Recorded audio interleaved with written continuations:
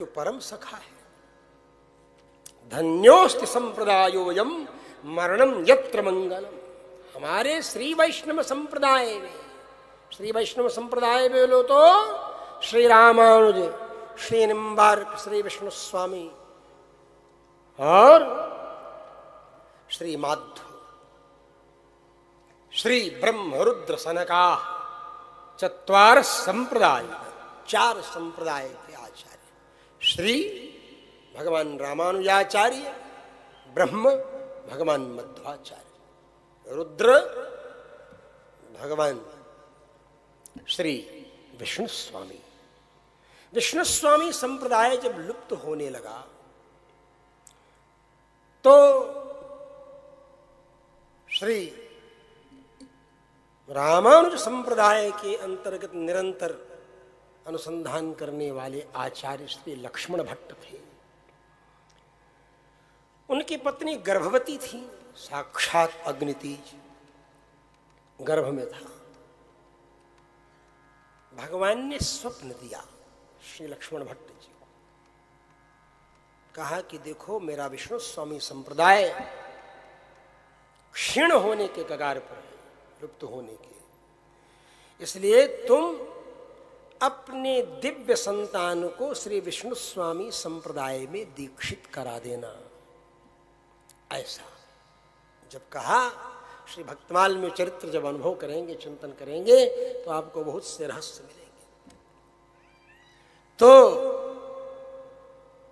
बोले ठीक है। उन्होंने श्री विष्णु स्वामी संप्रदाय में दीक्षित कराया। दीक्षित होने के बाद उस बालक का प्रखर तेज दिग दिगंत व्यापी होने लगा और वही बालक जगत में, लोक में जगत गुरु वल्लभाचार्य नाम से विख्यात हुए। वो संबंध अज्ञान तिमिरांध का हरण करने वाले भगवान निम्बार्काचार्य जी का स्मरण करते हुए श्री गोस्वामी नाभादास जी कहते हैं, निम्बादित्य आदित्य को हर अज्ञान जो हरिया।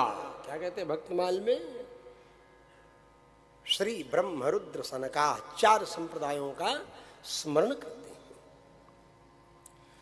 प्रथम श्री संप्रदाय में श्री रामानुज का स्मरण करते हुए कहते हैं, श्री रामानुज उदार सुधा निधि अवनि कल्पतरु, विष्णु स्वामी बोहित सिंधु संसार पारक, मध्वाचार्य मेघ भक्ति सर ऊसर भरिया, निम्बादित्यादित्य को हर अज्ञान जो हरिया, धर्म कर्म भागवत धर्म संप्रदाय था पी अघट, 24 प्रथम जिमि बपु धरे, तिम चतुर्व्यूह कलियुग प्रगट।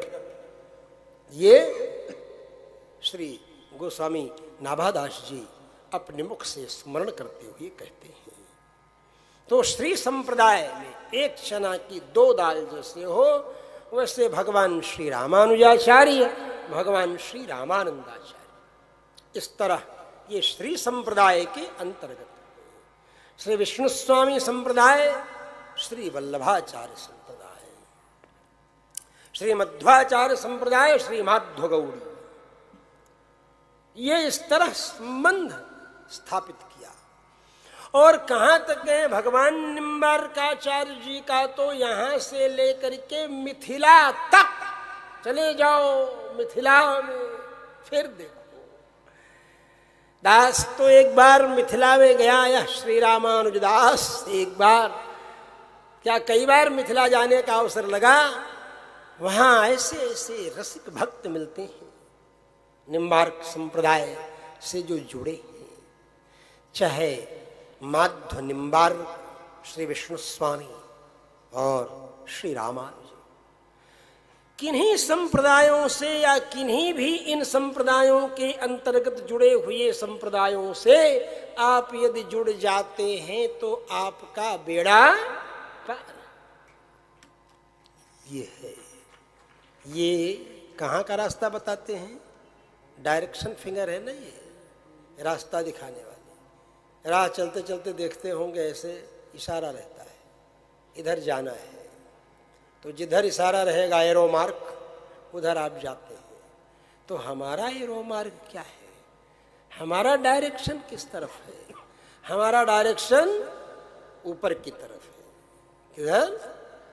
अपने ऊपर जानो है, भगवान के धाम में जानो है। जन ऊपर इंडिकेशन हो रहा है, ऊपर के लिए ऊपर जाना। इसलिए ऊर्ध्वपुंड्र क्या कहा है? ऊर्ध्वपुंड्र। पुराणों में तो बहुत कुछ लिखा है, उनको कहेंगे तो आजकल लोग चिल्लाने लगेंगे और डिबेट होने लगेगा मेरी बातों पर।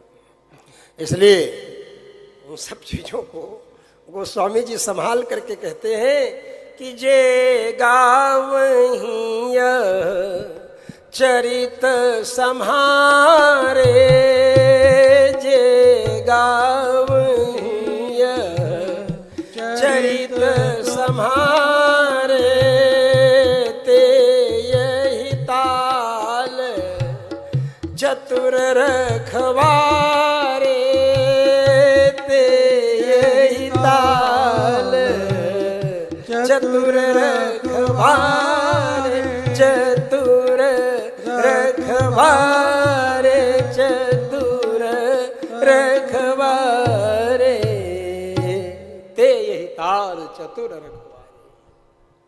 गोस्वामी जी कहते हैं सरोवर है ना, भगवान की भक्ति का दिव्य सरोवर है।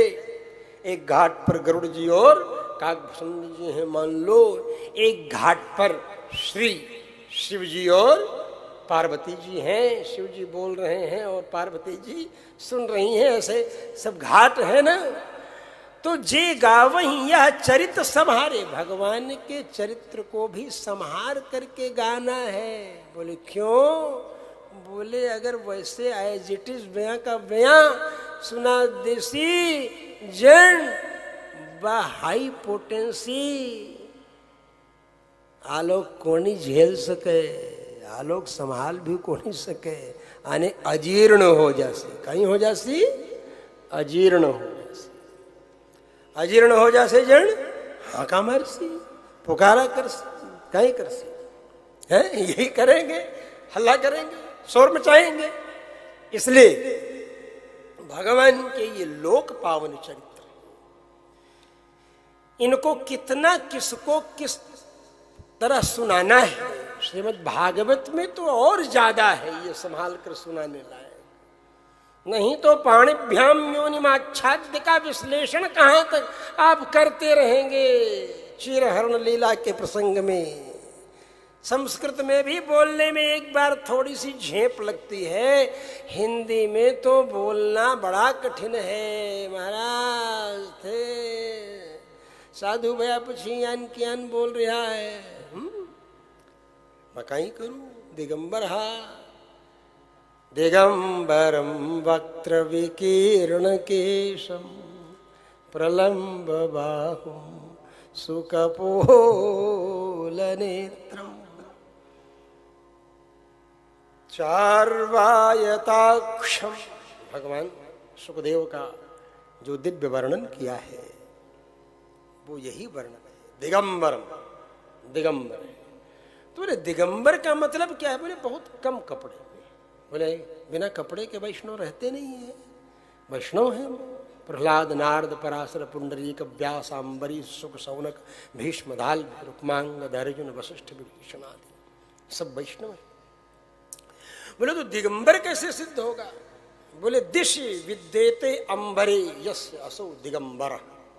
दिशाओं में जिनके पीतांबर फरफरा रहे हैं, दुपट्टा फरफरा रहा है, आ रहे हैं, कौपीन है, दुपट्टा है। दिगेवांबरम ये समास करेंगे तो बात दूसरी है, और दिग अंबरम ये भी घट जाएगा। दिग अंबरम दिगंबर और दिगप्यंबरम दिगंबर और दिगेवांबरम ये तो दिगंबर जैन लोग होते ही आप जानते होंगे, ये समास वहां घटता है ज्यादा। दिगेवांबरम लेकिन यहां तो दिगंबर कौन नहीं है संसार में? दुनिया में ऐसा कोई है ही नहीं जो दिगंबर न हो। बोले महाराज आप भी दिगंबर हैं। अब आप कहेंगे जन्म लिए उस समय दिगंबर थे। अरे नहीं, अभी भी दिगंबर हैं आप। बोले ऐसा कैसे है? बोले भाई आप अंदर लंगोटा पहन रखे हैं, लंगोटा अंबर है, लंगोटे के ऊपर कटिवस्त्र पहन रखे हैं, कटिवस्त्र अंबर है, कटिवस्त्र के ऊपर चौबंदी पहन रखे हैं, कुर्ता पहन रखे हैं तो कुर्तांबर है, उसके ऊपर जैकेट पहन रखे हैं तो जैकेट अंबर है, स्वेटर पहन रहते हैं तो स्वेटर अंबर है, और सबके ऊपर तो दिशा पहन रखे हैं ना, दिशा तो सबके ऊपर रहेगी ना, तो दिगंबर है। तो दिगंबर तो सब है, सोचने की बात है। अनुभव होता है ना, कई बार बात विचार मन में होती, जब विचारधारा मन में चलती है, बात होती है मन में, तो मन में ये बात आती, बात तो सही है, दिगंबर, हमारा कोई विरोध नहीं है दिगंबर शब्द से। इसलिए सुखदेव जी दिगंबर थे, लेकिन इस पद्धति से दिगंबर थे। क्यों? क्योंकि वैष्णव लोग ऐसे रहते हैं। लोग बोलते हैं भाई इन आचार्यों के पहले कौन था? भगवान निम्बारकाचार्य जी के पहले वो वैष्णव संप्रदाय कैसे था? भगवान रामानुजाचार्य के पहले क्या संप्रदाय था? कौन सा संप्रदाय था? अरे और उसके बाद गपड़चौथ करते हुए, जबरपेली करते हुए, जबरदस्ती करते हुए कह देना कि हमारा ही संप्रदाय सबसे पहले था। इसका मतलब क्या हुआ? ऐसा कुछ नहीं है। संप्रदाय अनादिकाल से भगवान की भक्ति करने की एक परंपरा है। भगवान की भक्ति, भगवान का ज्ञान, भगवान का दिव्य तत्व, कस्मै येन विभासितो यमतुलो ज्ञान प्रदीप पुरा तद्रूपेण च नारदाय मुनये कृष्णाय तद्रूपिणा। ये संप्रदाय के अनुसार ही तो ज्ञान प्राप्त होता गया। संप्रदाय के अनुसार भगवान की भक्ति करने का ज्ञान प्राप्त हुआ। चतुस्संप्रदायाचार्यों ने, श्री वैष्णव आचार्यों ने जो ज्ञान दिया समाज को, वेदों के यथार्थ सिद्धांत का वर्णन करने के लिए ही तो भगवान ने इन चार संप्रदायों को अपने माध्यम से, संकल्प के माध्यम से उत्पन्न किया। भगवान ही तो इन चारों संप्रदायों के मूल में है। भगवान ही इन चतुस्संप्रदायों के मूल में है। भगवान ही हमारे भारतीय सभी संप्रदायों के मूल में है। अनादि निधनावच्छिन्न संप्रदायो वेदः, परंपरा से विद्वानों ने कहा है, अनादि निधनावच्छिन्न संप्रदायो वेदः। हमारे आचार्यों ने ये वेदों के अर्थ का सिद्धांत लोगों को ज्ञात हो, इसके लिए भगवान की भक्ति करना ही समस्त वेद शास्त्रों का अंतिम सिद्धांत है, भगवत भक्ति करना। इसीलिए हमारे चारों संप्रदाय ऊपर की तरफ ही तिलक लगाने का इशारा करते हैं, ऊर्ध्वपुंड्र धारण करते हैं, ऊर्ध्वपुंड्र। और ऊर्ध्वपुंड्र धारण जब करते हैं ऊपर की तरफ, तो चरण अपना रख करके और पीछे नीचे। तो तिलक में, बोले तिलक में भेद है? बोले तिलक में कोई भेद हो, लेकिन लकीर तो दो है। भगवान के चरणारविंद का चिंतन करने के लिए आसन तो किसी भी प्रकार का होता है। आसन यहाँ बिंदु के रूप में करके और उसी से चरण को दोनों सटा दिया तो फिर हो गया, आसन हो गया। नासिका मूलमारभ्या शांतम समर्चेत, द्यंगुलम त्रिंगुलम चापि ह्यंतरालम प्रकल्पयेत्, अच्छिद्रम ऊर्ध्वपुंड्रम तु यः करोति विमूढ़धीः तेन वै विधृतः सम्यक् श्वानपादो न संशयः। हमारे भरद्वाज स्मृति, पराशर स्मृति, सांडिल्य विशिष्ट पर शास्त्र आदि जो शास्त्र हैं उसमें ये सब तो परम वैष्णव थे। इन लोगों ने तो तिलक लगाने का ढंग भी बतलाया है, तिलक कैसे लगाना, किस ढंग से लगाना ये भी बताया है। तिलक लगाने की विधि बताया नहीं कि यहाँ से यहाँ तक पोत लिया और तिलक हो गया। तिलक के लिए विधान बतलाया है, बीच में कितनी जगह छोड़नी है। द्वंगुलम त्रिंगुलम चापि 2 अंगुल या 3 अंगुल कम से कम छोड़ो। बाद में सुशोभनम कह दिया, मैंने सुंदर भी लगे। ऐसा मत छोड़ो कि मतलब देखने में सुंदर न लगे, सुशोभनम सुंदर भी लगे। ऐसी अनुसंधान अनुभूति करते हैं। बोले हाँ, बोले हाँ। भगवान के चरणारविंद हैं, ऐसी अनुभूति करते हैं, भगवत चरणारविंद का स्मरण करते हैं। तो भगवान के चरणारविंद हैं और शंख और चक्र इन चरणों की सेवा में लगे हुए हैं। गरुड़ जी और हनुमान जी इन चरणों की सेवा में लगे हुए हैं। यही तो हमारे आचार्यों ने कहा, ये भक्ति करना वेद का सिद्धांत है। वेद ऐसी गाय है, समझ रहे हो ना? सर्वोपनिषदो गाओ दुग्धा गोपालनंदन। तो गाय के अंदर दूध है। दूध कहां से निकलता है? पूंछ से, मुंह से नहीं। दूध जहां से निकलेगा, स्तन से निकलेगा। बोले स्तन में हम अपने से एक छेद कर देंगे, उसमें से दूध निकाल लेंगे। बोले अपने से छेद करोगे सुई से तो खून निकलेगा, दूध निकलने वाला नहीं है। बोले तो बोले जो भगवान ने छिद्र निर्धारित कर रखे हैं, श्री ब्रह्म रुद्र सनकाः, इन्हीं छिद्रों के माध्यम से वह ज्ञानामृतम दुग्धम, वो ज्ञान का दुग्ध निकलने वाला है। मानव कल्पित छिद्र से, हम लोगों के बनाए छिद्र से दूध नहीं। भगवान ने जिन छिद्रों को बना करके भेजा है, जो छेद भगवान ने बनाया है उसी छेद से दूध निकलेगा, दूसरे छेद से दूध निकलने वाला नहीं। तो ये वेद सिद्धांत का वर्णन करने वाली हमारे ये चतुष्संप्रदाय के आचार्य हैं। और उसमें भी विशेष द्वैत है, द्वैताद्वैत है, शुद्धाद्वैत, विशिष्टाद्वैत, यही है। अद्वैत सब में है, केवल एक ही में नहीं है। किसमें? द्वैत। मध्वाचार्य जी सीधे छाती ठोंक कर 2 उंगली से सीधे दिखाते। हम लोग थोड़ा प्रोटोकॉल फॉलो करते हुए, लेकिन वो खुलेआम